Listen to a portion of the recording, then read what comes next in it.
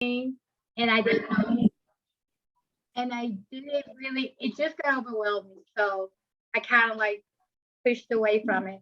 But during the pandemic, I realized I think I want to get back into it.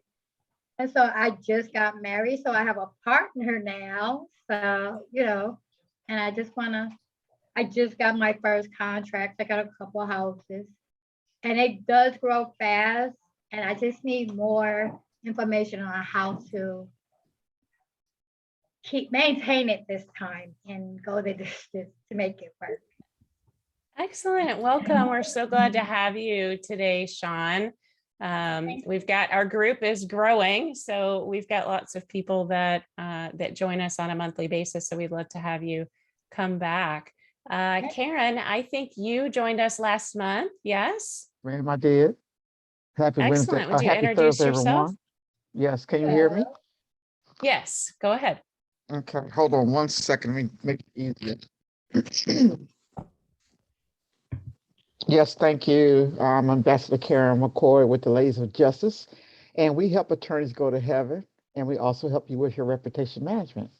And I found your group by accident. I was searching for something else, and your name popped up, and I looked at it and said, oh, okay, a mastermind group. Maybe I need some extra help here, so that's why I joined y'all to find out things I may need to know and learn from you all. And one day I may have something that you may need to know and learn. So thank y'all for having me here today. Excellent. Karen, thanks for joining us again. Greg, would you please introduce yourself, sir? Morning, everybody. Greg Alt with Paramount Services. I'm a bookkeeping and fractional CFO firm based in Houston, but work with clients all over the US. And I found this through knowing I'm the Stetzel.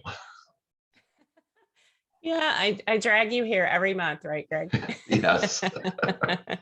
Well, we appreciate you joining and assuming that there's lots of value because you continue to come back every month. So we appreciate you being here with us.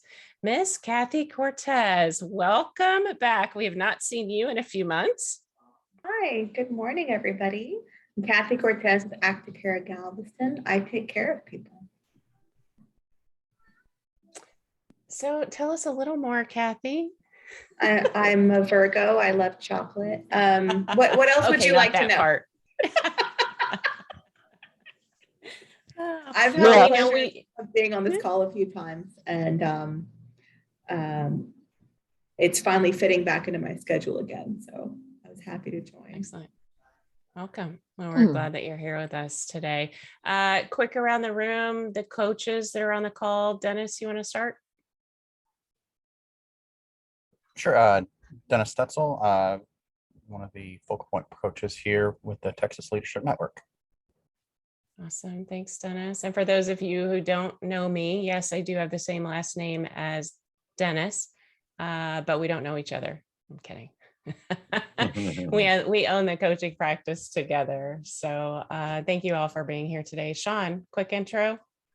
Sean Lockening. I'm in Houston, Texas, part of the Focal Point Texas Leadership Network. Glad to be here. Thank you, sir. Miguel. Hi, good morning. I'm Miguel Marquez from El Paso, Texas, part of the Focal Point Group. Thank you, Miguel. Mr. Rhodes.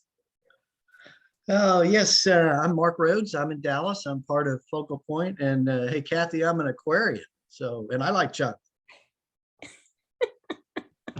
Eddie. Hi, everyone. My name is Eddie Stetzel. I'm Trisha and Dennis's son. Oh, no, sorry. Got a little confused there. Stop it. I'm nothing to do with the Stetzels. I'm also in Dallas, as you can tell by my accent. And I'm also a coach and looking forward to this meeting very much. Thanks for having me. Excellent. Thanks, Eddie. Troy. Good afternoon, everyone. Welcome to the Mastermind Group. My name is Troy Weber. I'm just north of Dallas, and I'm kin to the Stetzels as well, by Focal Point. Thanks, Troy. And Mr. Tenette. So good afternoon, everyone. Austin Tenette here in the greater Houston area, and I'll be doing a brief presentation a little bit later on, and executive leadership and coach with Focal Point Coaching Organization as well. Thank you. Awesome. Thank you, Austin. Just real quick, since we've got some new joiners and folks that haven't been with us for a few months, a quick reminder of why we're all here. We do meet every month on the second Thursday of the month at lunchtime, Central Time, so 12 to 1 Central. And what is a mastermind? It really is about peer mentoring. And as Karen mentioned, as you grow in the group, you have things to offer back, as we all have to offer to each other. And it's really about, if you come regularly, you're going to get more out of this mastermind than if you're sporadic about it. So we would love to see everybody every month, realizing that your schedules don't always allow for that, but it really is here to help motivate you and reach the goals that you're after. Group basics, no questions or dumb questions. Typically, we have a short introduction to a topic for the day. It may be through a presentation or just talking head, and present that topic so that we can all have a good discussion around it and offer each other help. The benefits of being here, of course, is sharing skills, holding each other accountable, and even networking. So I would encourage all of you to put your contact information in the chat window if you'd like to connect with other folks that are here today. And brought to you by all of these amazing coaches, some of which are here with us today. So welcome, everybody. Hi, Cortland. We're glad that you joined us today. Yes, ma'am. I apologize. I'm late. I had problems connecting, so I apologize. Not a worry at all. We're glad you're here, and hope to hear from you on this amazing topic. So Austin, I am going to turn it over to you, sir. You've got sharing privileges if you'd like to throw up some slides for us today. Okay, I'm happy to do that. So let me, and I just got off of a 2-hour webinar that I was leading. And so I assure you, since my voice is going a little hoarse, this one will be much shorter and much more succinct. and I know my fellow coaches are happy to hear that.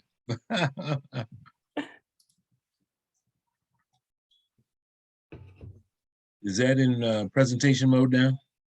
It is not. It is now. Yes. Okay, very good. Well, welcome everybody. As I said, Austin Tenette here for those for the newcomers. And what I want to talk to a little bit about today is the an organizational superpower, loyalty and retention.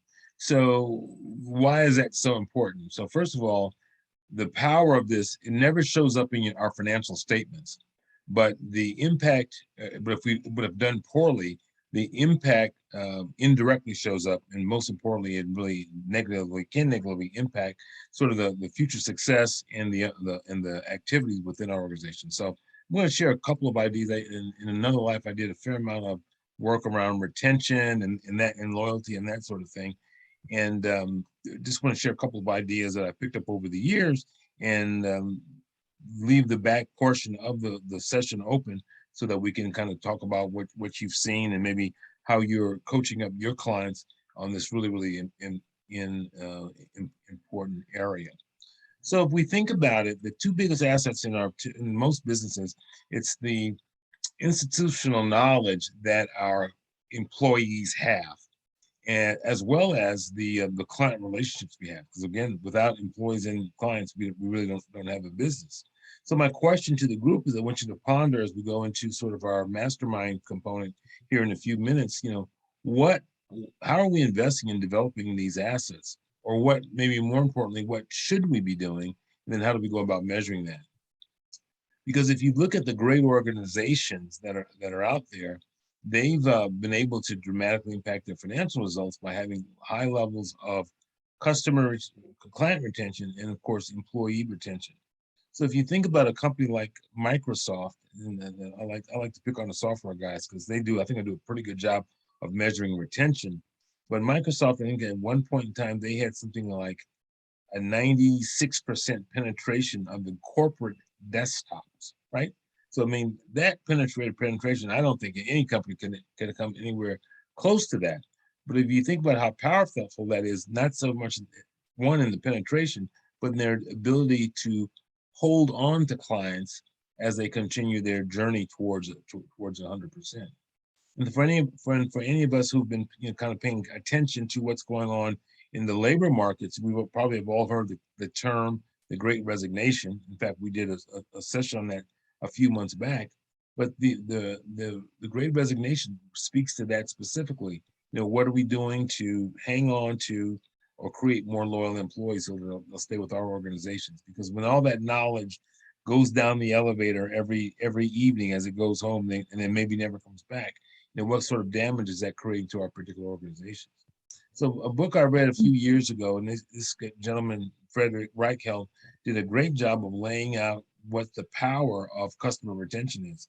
As you can see, just a 5 percentage point increase in retention rates can lead up to a 25 to 100% increase in company profits. And so this guy knows a little bit about loyalty and retention because he's the author of the Net Promoter Score, and I'm sure many of us either have used it or are using it with our clients, and so we understand the key concepts. And this is all it's all about loyalty.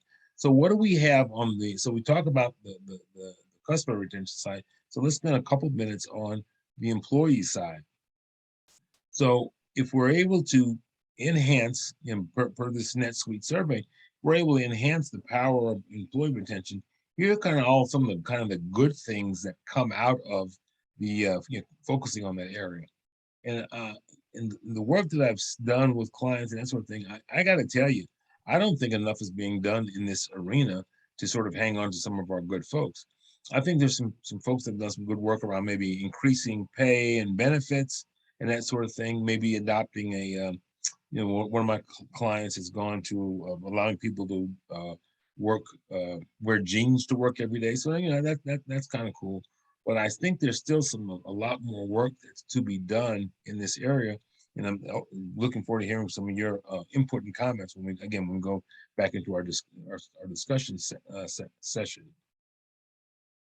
And so as I talked about, I think this is a superpower that's untapped. And I think we were as companies were to spend more time on some of the key concepts of improving or moving the needle on these rates, we'd have some dramatically better outcomes. So for those of us who studied a little bit of psychology or maybe in a business course, you were exposed to this concept of Maslow's hierarchy of needs. And what we're speaking to, and this speaks directly to employee retention, but what we talk about here is all employees, all people are on are moving up the pyramid. So as it relates to our needs, so the whole concept of air, water, and food for basic survival, then we move up to safety needs, love and belonging, and then of course self-respect and self-esteem. And I think we would all agree these are really, really important things. But what's happening in our workplaces is so many of us are moved to this self-actualization. So let's just, all my fellow coaches here, when we decided that we were going to no longer do what we were doing before professionally and decided to become a coach in this organization, that was probably one of many moments of self-actualization, because we said, hey, look, I think I can deliver a higher value to the communities that I connect with and that I serve. And so we made a decision to become coaches. And so, and hopefully we've all had some other self-actualization moments since then. But if we look at sort of how do we monetize, or how do we make that actionable? The guys at Gallup have done a really good job. I'm not sure if you're familiar with it, but the Gallup organization, those are the guys that show up every election and make predictions about who's going to win. But they also do an employee engagement survey. And and the thing that I share with clients is that this is something where you can get better as an organization as it relates to your people. And it doesn't cost you a whole lot monetarily. What it does cost you is paying a little bit of attention to what's going on in your workplace. So if you look at the 12 questions that the Gallup poll asks, it's kind of into 4 buckets. So there's the basic things. A couple of questions. What do I get from this role? Do I have the tools that I need to do my job? And of course, we all have been seeing situations where, we're asking somebody to take on some Herculean effort and we're not giving them any resources. And then it's saying, what do I give? This is where the role of management and leadership is absolutely important as we set expectations and set a direction for the company. A broad connection to the organization and work. So this is for those of you who've have not done any work around vision, mission, and purpose. This is the area. These are the questions that we asked in this employee engagement survey. Because I think most of us, if we're kind of emotionally healthy, we all want to be part of something that's maybe bigger and better than us, or that's or that's really, really focused on something that's great, a great mission, right? So that's where that comes in. And then the first and the last, the top of the pyramid is the desire to grow, or how can we grow? So what are we doing with our teams, helping them, exposing them to growth opportunities as an individual or within the business? So when I read these, when I review these kind of key or critical questions, it goes back to something that goes around LinkedIn every 18 months or so. And the question was, I think they were posing it to an accountant. Hey, look, we're training all these people, but we're going to train them and then they'll leave. And then the sage leader says, well, what if we don't train them and they stay, right? So therein lies the challenge slash opportunity. And so then the other portion is customer, and this is where, and again, Another Life did a fair amount of work around customer retention, and it's simple but not easy. But one of the biggest opportunities that we have is, first of all, are we consistently going after or attracting the ideal customer for our respective business? We call it the good, the bad, and the ugly. So the good is those people who fit our client avatar or the persona that we've developed for our organization, and they get our value. They're easier to do business with, and they tend to be longer term clients. The bad, those are the folks that are sitting on the fence. They can kind of go either way based on maybe an experience that they have or don't have with our organization. And then the ugly are the ones that probably hard to service. They don't get our value, and this is why they tend to be hard to service. And then so these are the ones that we may give some thought to go about exiting them, because not because we like to fire clients, but because they're probably sucking up an inordinate amount of resources that we would be better served repositioning to either award our good clients or get our bad clients into that good category. So that's all the points I wanted to share, but maybe just a couple questions here to sort of stimulate our conversation. So if you look at where your company and or your clients, what's their opportunity as it relates to client loyalty and employee retention? So I know everybody is challenged. Anybody who has a staff is challenged by employee retention and the Great Resignation. And then, what are some changes you might want to open to sharing as it relates to how do we maximize this opportunity so we can create more efficient and effective organizations? Okay, so I'm going to take myself off share, and then we'll kind of go into the discussion section. Did I do okay, Trisha? I think I kept it to about 12 minutes. Awesome. You did awesome, Austin. That's a challenge for me, but hey. I know. Just we give got me to the hold order. each other accountable. Amen. Holding each other accountable here. I'm just Amen. saying. Amen. Well, why don't we start with the client loyalty discussion first, right? Does anybody have either struggles, want some help, or maybe even a tip or a trick that you're using in your business for customer loyalty?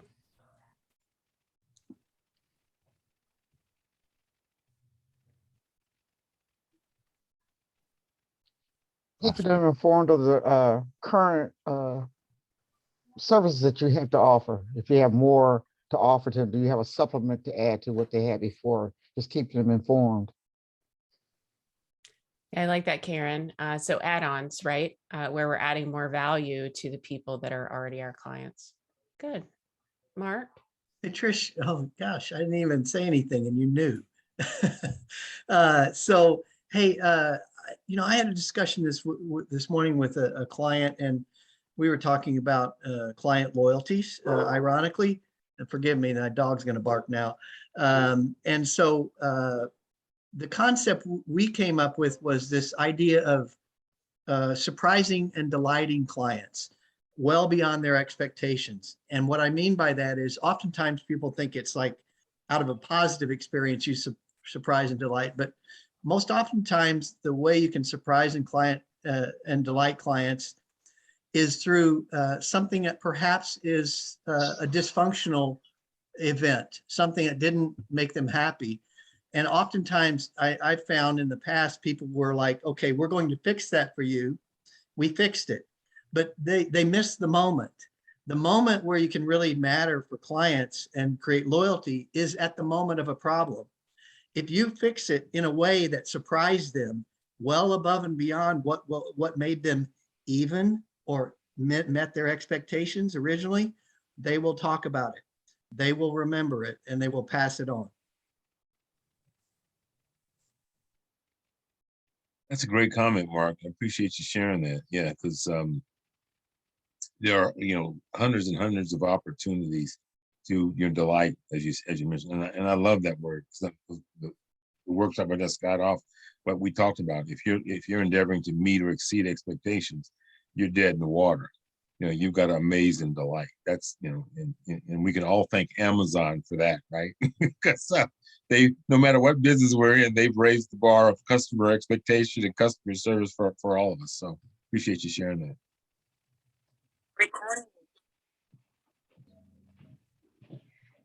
Great point too to play off of that, Mark, is not only, that you're right. And there's been a lot of surveys done about companies doing that, but what about employees doing it to their employees, right? So the employee has a problem and the employer is usually, pulled along kicking and screaming to make it right. So they miss that opportunity. The saying, they forget that their staff is their number one asset. The people that are showing up every day to make things happen, that's their number one asset. That is their biggest client. And if they took that same approach that you just talked about with an external client, how much difference would that make to their culture and to retention and to even attracting other top performers to that outfit? So it's a great point to consider. Well, I have a question. Okay, so as of now, my business is starting to grow and I need employees. I have one, but I need more help. I don't know where to begin. How or where do I find employees besides friends and family? Like, I don't want to do friends and family. I don't have any family in Dallas. I'm new to Dallas. And I'm trying to, I need to, where would I begin as far as looking for the employees for the. So you're working the front end of the problem. The recruitment. You got to recruit them before you can retain them, right? Yeah, I'm trying to. Yeah, that's yeah. So it's starting to grow really rapid. So tell me again what your business is. I think I came in when you were explaining. Okay, I have a cleaning service. I just signed my first contract, so I have houses. But I have more work than I could do, and I need help. And I am new to Dallas, so I don't have a lot of friends. And I just got married. I know my husband's family, so I don't have any family here. So, and I'm just in a place to where I need to hire people and I need to recruit, and I don't know how or where to begin.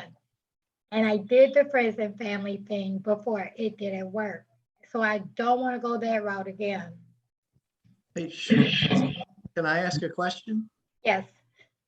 So that's a great big challenge, right? People is a huge challenge. It's probably the most important thing any business has. Do you know exactly the kind of employee you want? Have you defined that? Dependable. And I guess right now, really dependable and yeah, I haven't defined that yet because that's all I got right now. Yeah, so I think that's where we start when we're looking for clients or Mhm. for employees. I know personally, when I define it, it becomes a lot more clear for me to find them. Because when I meet people, I have an easy description and I know what I'm looking for. And I just share that, not because it solves your problem, but it might help you create a path to that. Just Okay. really define that. Okay. Yeah, because and Mark's great point, because if you don't define it, and when we say define, we want to see it written down. Okay. Yeah. Because if you don't define it, then everybody that shows up says, hey, I'd like to work for you. They're going to look like the right candidate. Right. So things around, what kind of attitude do you want people to have? So dependability means a lot of things. Hey, I showed up. Yeah, I'm 3 hours late, but yeah, I showed up. It is Wednesday, it is Right. Thursday, right? So I showed up. So what is dependability, or what would you like it to mean? And then when you create an organization, so when you do that, you'll start to get a better handle on the kind of organization that you're trying to create. Because as I Yeah. said earlier, people want to be part of something that's so kind of bigger than themselves. And so this is your way to sort of create that on it all starts with a dream, right? Right. That we write down. Okay. I got it. And then, so you said you're in Dallas, right? Yeah.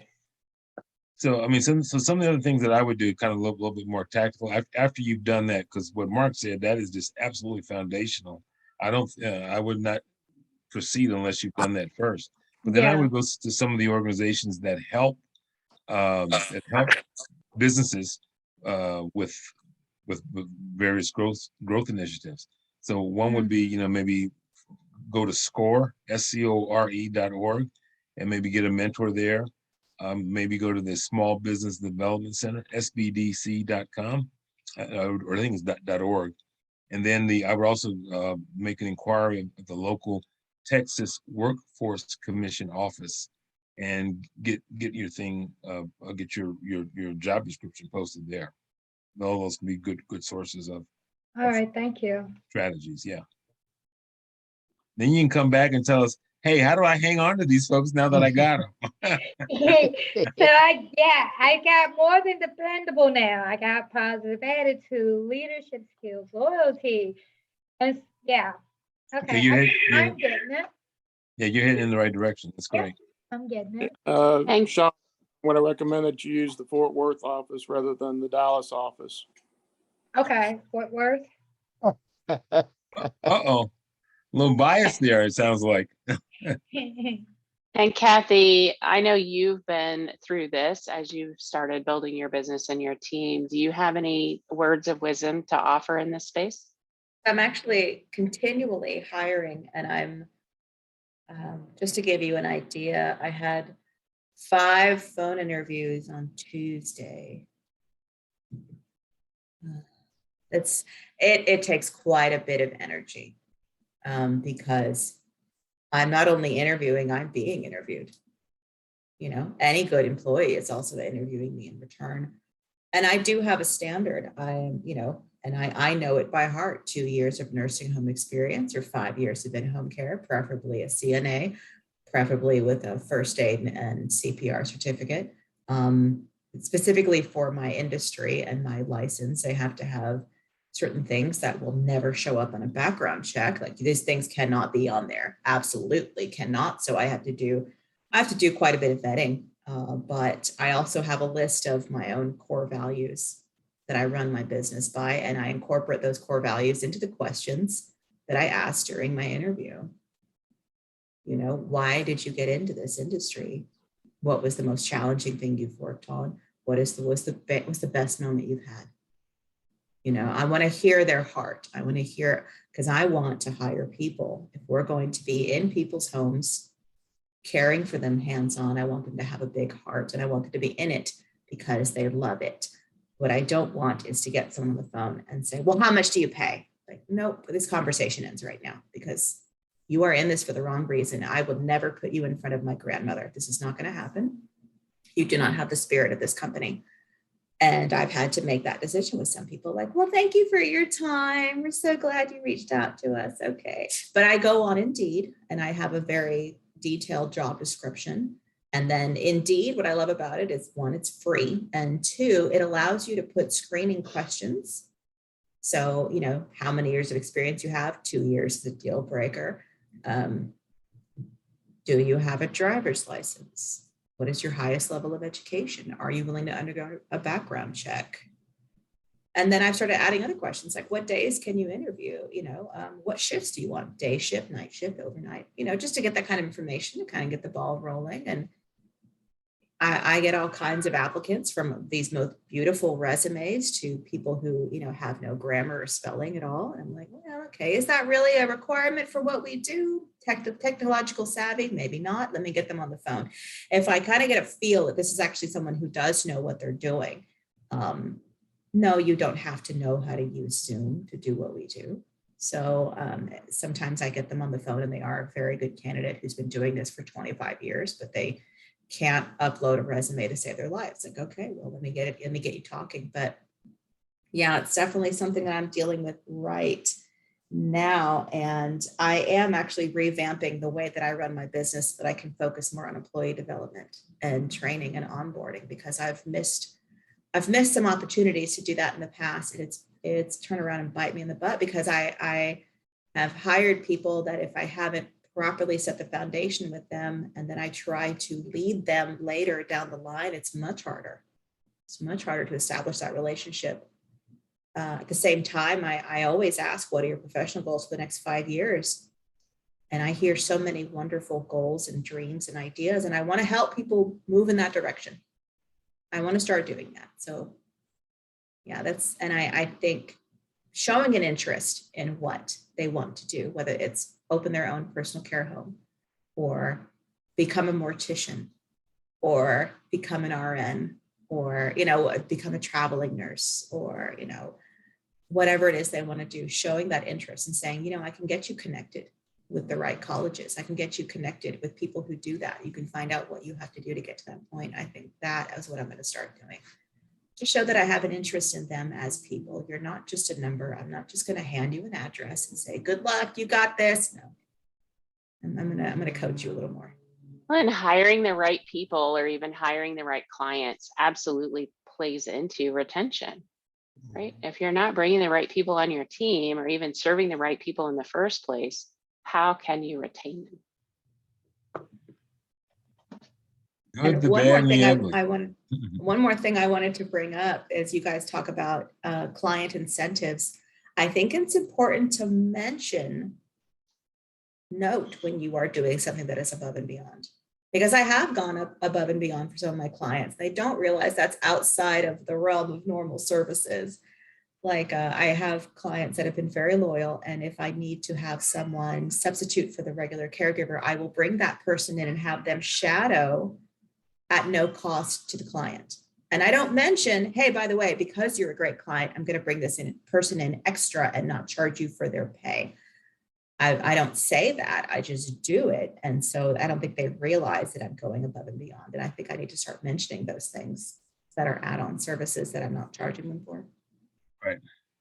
I would agree with you on that. So Kathy, let me ask you a question. So I know that in certain instances, your industry can be a very high turnover.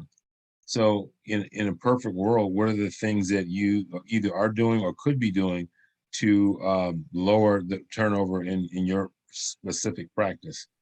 Yeah, I think you mentioned one about employee development. Is there something else? Providing steady work. That is one of the most challenging, because I cannot ask an employee if they lose their client due to, we'll call it delicately, natural attrition. And I don't have something waiting in the wings. I cannot ask them to wait for me. People have to make money, and I understand that. And I tell them this, I understand that when you work for me, you work for me and other agencies and nursing homes and other facilities. And, you know, you've got to make your money, and I cannot expect you to wait around until I have hours for you. So that's one of the things that I have to have a steady stream coming in, that when one thing shuts down, I have something waiting for them to move into, that's a challenge. Hey, Austin, it's Mark again on the concept of the retention of employees and or clients, mostly in this case, employees. Investing in feedback is something a lot of corporate America really, it's a big buzzword around feedback and surveys and 360 reviews. But here's my experience with it was not everybody is good at it. And by the way, including me, I wasn't particularly as strong, especially when I was younger, at giving feedback. It was more of a activity. And as I got older, I became more understanding that this is really important to people. Feedback that is honest and sincere with a focus on improvement and empowerment is really important. And I don't think everybody has that skill. And it's something, if you're an employer, it can be the one thing that creates massive loyalty. And you never know when it's going to pay you forward. Because even when people leave, they will now go somewhere else and they will experience something less than what you gave them. And that will come back to you either reputationally or in your brand or in your culture. And they may end up being an employee again. So feedback is a big deal in retention. So Mark, let me ask you a question. You said earlier in your career, you didn't grasp the kind of the power of feedback. Now, was that because the person that was sharing it with you, maybe they didn't do a good job of presenting the feedback to you or helping you to understand how important it would be as you develop over your career? Or so I was referencing as a young manager giving feedback to an employee. I was either not as direct as I needed to be, or not as engaged as I needed to be, frankly. And I didn't understand the importance of that information. And so it was more of an activity. Okay, it's the end of the year, we do a feedback, here's what your bonus is, right? A lot of people experience that. That is not, that is a complete miss on of an opportunity to really help people develop, create loyalty, improve, work on specific activities. That's a time that's so important to employees. And I think a lot of people are not good at it in the management arena or even in the business ownership arena, because it takes time and it takes emotional investment. Yes, and that's tough. So, but it's a huge payback that you'll never regret. Even if they don't stay with you, they will remember that. And it will be a comparison point for them, which helps create culture and brand for you. If I could add to that, Mark, you hit it out of the park with that. And I think one thing that I'll add, though, is that the focus should really, we tend to veer away from our top performers. We spend a whole lot of time for those of us who have feedback programs, we spend a whole lot of time on our low performers. Now, from a culture perspective, low performers are defined based on the culture, right? That there are certain attributes, certain things, certain deliverables that, academically people have to deliver, but we typically frame our low performers as, they're people that don't fit the culture. Our top performers are those are the people who fit our culture through our lens as the leader. That's how we define those top performers. And so what we tend to do is we go in and we say, Mark, Austin, I don't know what I'd do without you. This place would fall apart. Just keep doing what you're doing. And, we're in this together, buddy. Let's just keep going. Now, what we don't realize is that that top performer that I just told, Austin, I just told you, I can't run this place without you. You're invaluable. Can't place a value statement. I love you. Just keep doing what you're doing. You're looking around and you see the same things I do. You see the good. You know that this place wouldn't run without you, but you also see the bad and the ugly. And the main question that you're asking is, well, what are you doing for the bad and the ugly? I got 5 minutes of your time. I see the people coming in and out of your office. Those guys, those gals, those lower performers, the ones that we could do without, the ones that I see the ugly, they got 50 minutes of your time. Why is that? I got shortchanged, right? So it is those time, and from a culture building perspective, when you nurture those top performers, it becomes infectious and organic. Those top performers start to self-regulate and they build the culture for you. When you spend that time with those top performers, right? The culture is not good, it's not bad, it just is. And it has to do with the promises we make and the promises we keep as leaders, but also the demands that we make and the demands that we subscribe to and follow on our own, along with our top. So you can build a team of cultureists, as it were, by spending a whole lot of time with those top performers, those people that we have defined as our top performers. So if you're not really good at it, if you hate giving horrible feedback, giving bad feedback, or you just don't like those sessions, make it easy on yourself and spend a whole lot more time with the top performers and tell them what they're doing well. And then also, how can they expand and grow and penetrate the rest of the organization with those positive attributes, right? That's, I think from an experience perspective, having been with IBM forever and ever and ever before I took that self-actualization step, as Austin put it, and moved away, that was huge. Spending time with the top performers, and they'll do a lot of that culture work for you. Amen. Great point. Great point. Yeah, so I'm glad you brought that up, because I mean, really, if you think about the key to employee retention is, like you said, what is the culture that you're endeavoring to build, and then more importantly, what are you doing to sort of share that culture with new hires to existing, and then how do we sort of consistently deliver the culture message and reward people for living the culture. And I think that's what happens is the values live in a plaque on a wall somewhere. And we only bring it down off the wall. We want to hammer somebody for not living the culture, as opposed to applauding somebody who does. That congruency. Yep. And I think that employee culture really fosters client retention, right? Or customer loyalty.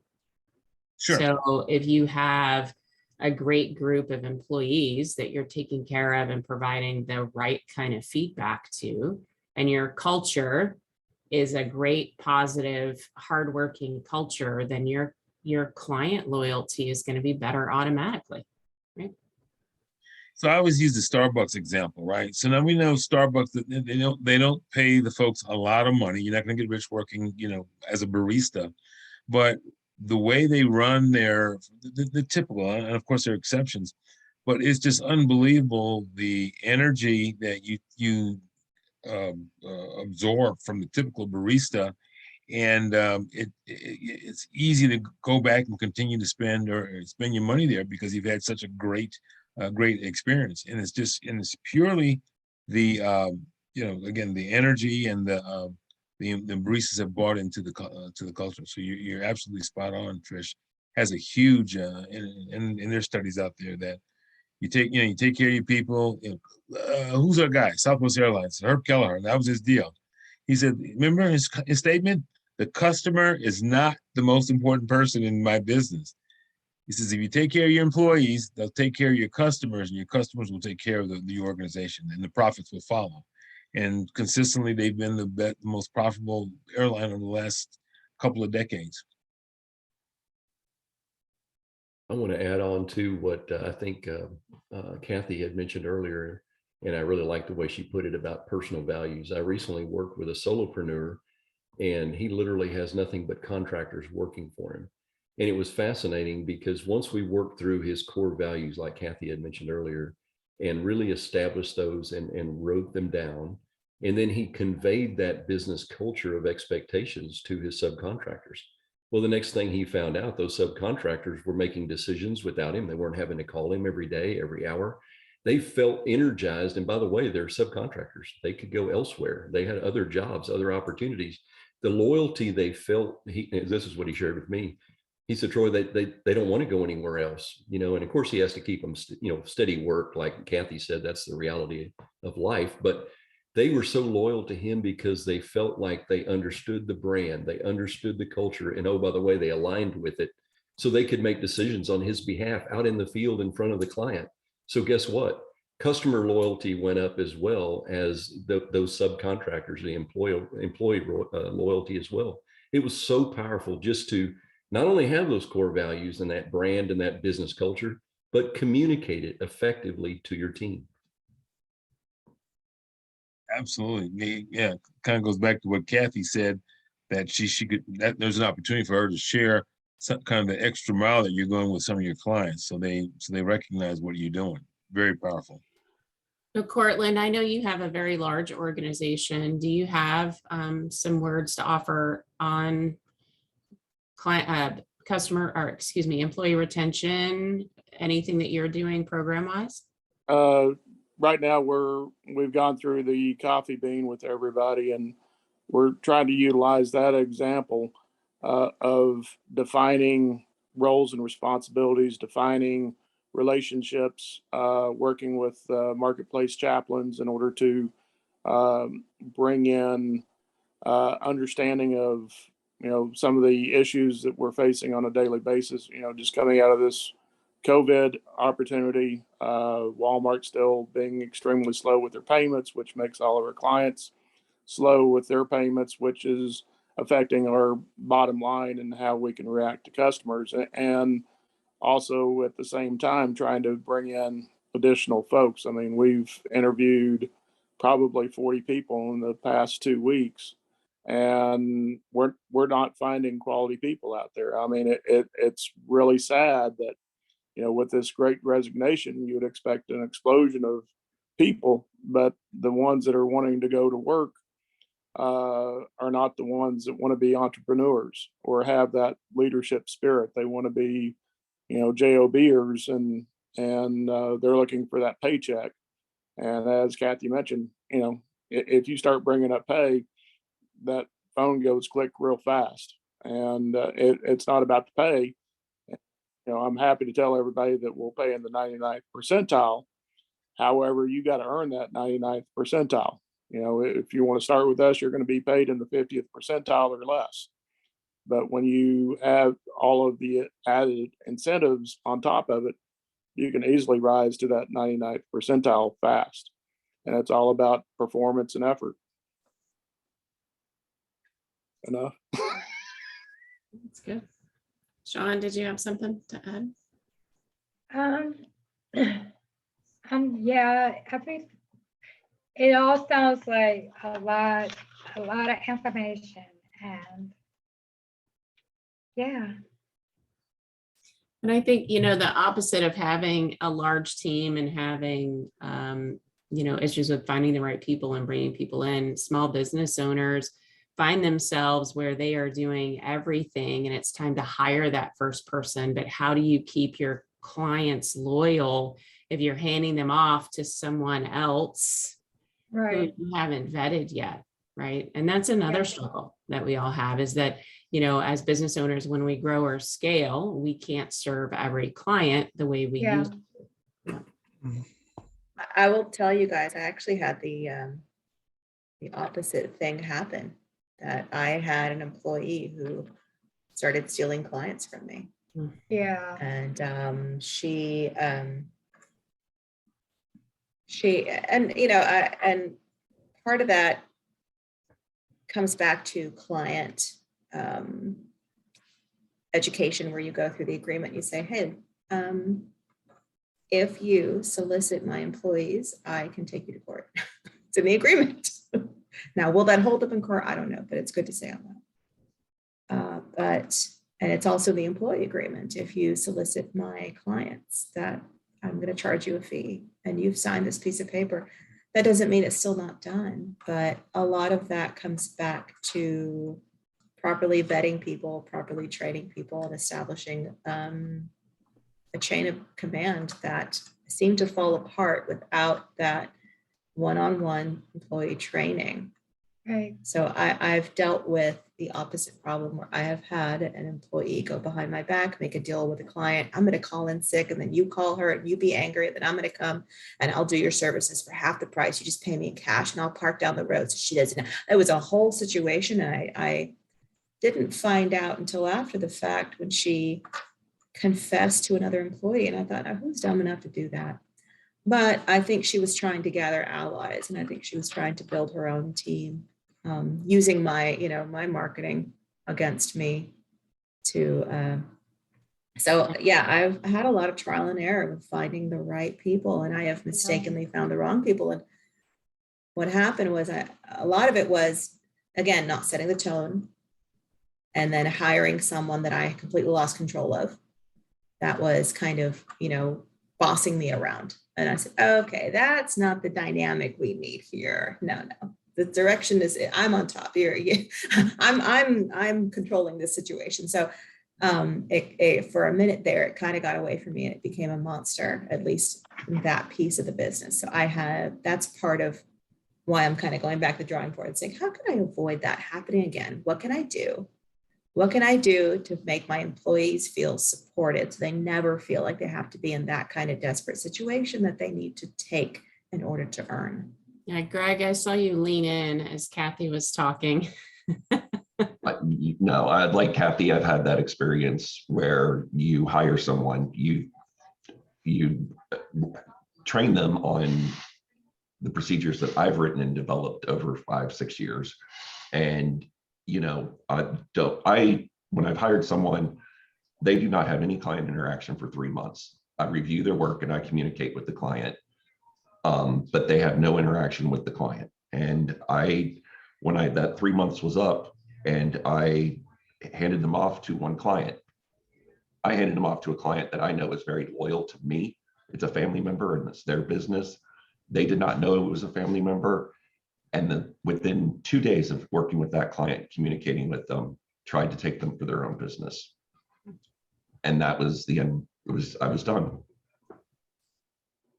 That's why that full circle is important, right? It's not just about the compliance of your employees, but it's the commitment of your customers. And do they feel engaged with your business as opposed to your individuals, right? Because if they feel engaged, fortunately for you, it was a family member, but gosh, how powerful is it when you create not only an employee culture, but an entire community around the people that you're serving that includes your clients, where they would feel offended if if somebody asked them to step away. So the two go hand in hand, right? Well, I think Troy hit the nail on the head too. A lot of it's the communication, right? Yep. It's one thing to have the words on the wall, but if everybody doesn't know what they mean or how they react, or from the boardroom to the break room, they've got to be able to answer the phone and answer the question at hand. If I have to stop and go to my boss and they go to their boss, and it works its way up till someone's comfortable saying what go is, and then it's got to go all the way back down to the client, that's one culture, right? But if they understand what the goal is, they can probably more times than not make the right decision, because we know what the level is. We know the bar. We know what excellence means in our company. And that's really the goal. And you're right, Dennis, the client knows that, right? They know that your company stands for this. Yeah, you might try and call me, but I don't know what your level is. I know what your boss is, or, the company culture is, because I've experienced it. I think that's huge. And it all comes from the communication. Well, I will admit that one of our best deterrents is the cost of getting into the business. So I have no problems with folks coming in and working for us and trying to go out and do their own thing, because unfortunately the cost of doing that is way more than anybody can expect. The one thing I was going to ask Kathy is, have you, because Austin mentioned it, have you used the Gallup Poll Strengths Finder to evaluate your employees before they come on so that you understand who they are? We also use the Culture Index, and we also use Gary Smalley personality test, so that we understand the individual when they're coming on board, and then we try to help define that for them as we continue working with them on a daily basis. And like I say, Gary's review is, which makes it easy. The culture index is probably the most expensive. The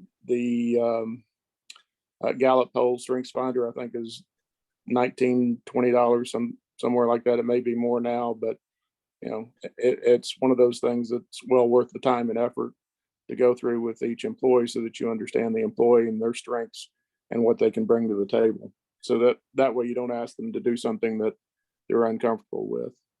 Yeah, thank you, Cortland, for offering that. So it is my job to make sure that everyone gets on to their next meeting, and it is less than 60 seconds to the hour. Thank you, everyone, for joining us today. Austin, thank you for bringing an amazing topic for us to talk about.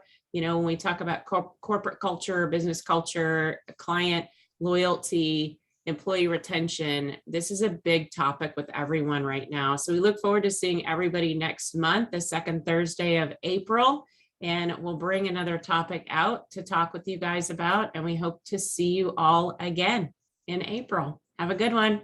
You too. Bye, guys. Bye.